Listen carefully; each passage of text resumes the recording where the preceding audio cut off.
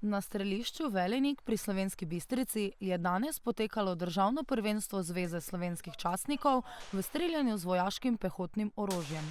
Po tekmovanju je območno združenje slovenskih častnikov Slovenska Bistrica v veteranskem centru Brinje pripravilo še slovesnost ob dnevu suverenosti, na katerem so zmagovalnim ekipam podelili pokale in medalje.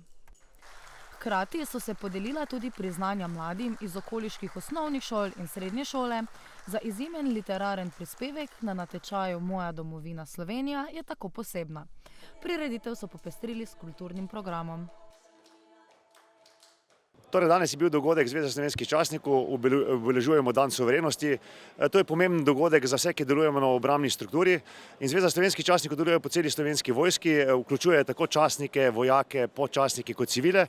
Vsi tisti, ki čutijo potrebo, da prispevajo k obrambi in varnosti domovine.